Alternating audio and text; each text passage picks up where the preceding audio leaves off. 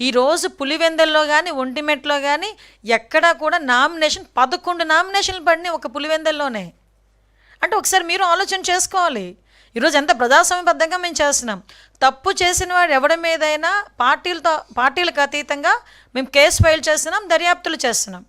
అందులో కూడా ఎక్కడ కూడా టాలరేట్ చేసే ప్రసక్తి లేదు. మేము ప్రజాస్వామ్యబద్ధంగా వెళ్తున్నాం. నీతికి నిజాయితీకి విలువలతో కూడిన రాజకీయాలు చేయడానికి సిద్ధపడ్డ వ్యక్తి చంద్రబాబు నాయుడు గారు. అటువంటి వ్యక్తి ఆధ్వర్యంలో ఈరోజు సీఎం గారి ఆధ్వర్యంలో జరుగుతున్న, సీఎం గారు ఈరోజు సీఎంగా ఉన్న నేపథ్యంలో ఎలక్షన్ కమిషన్ ఆధ్వర్యంలో జరుగుతున్న ఎలక్షన్ ఇది.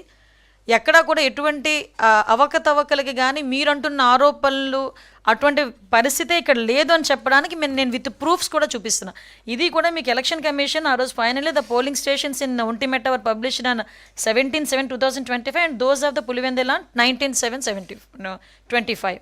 సో మనకి ఎక్కడా కూడా ఈ అబ్జెక్షన్స్ రైజ్ కూడా కాలేదు. సో పోలింగ్ బూతులు as per election commission guidelines polling బూతులు కూడా మార్చడం జరిగింది.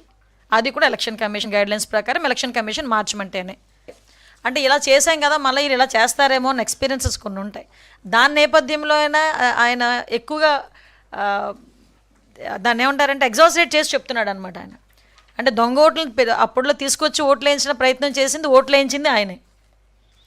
ఆ నామినేషన్లు చింపించింది ఆయన. సీఎంగా ఉండేటప్పుడు, జగన్మోహన్ రెడ్డి సీఎంగా ఉండేటప్పుడు నామినేషన్లు కూడా జరిగిపోయి చాలామందిని కొట్టారు, హత్యా ప్రయత్నాలు చేశారు, బెదిరించారు, ప్రలోభ పెట్టారు. ఇవన్నీ జగన్మోహన్ రెడ్డి తాలూకా నైజాలు. మేము ఈరోజు ప్రజాస్వామ్యబద్ధంగా ఎలక్షన్స్ నిర్వహిస్తున్నాం. దీనిలో ఎటువంటి అపోహలు పడాల్సిన అవసరం లేదు. ప్రజలందరూ స్వచ్ఛందంగా, పులివెందుల ఒంటిమిట్టలో ఉన్న ప్రజలందరూ కూడా స్వచ్ఛందంగా వచ్చి వాళ్ళకి నచ్చిన వ్యక్తికి ఓటేసుకునే హక్కు, ఆ అవకాశం కూడా గవర్నమెంట్ కల్పిస్తుంది. దానికి సంబంధించిన భద్రతా చర్యలు కూడా అన్ని ప్రికాషన్స్ మేము తీసుకున్నాం. ఎక్కడ కూడా ఎటువంటి ఇన్సిడెంట్స్ జరగకుండా మేము అన్ని ప్రికాషన్స్ తీసుకున్నాం.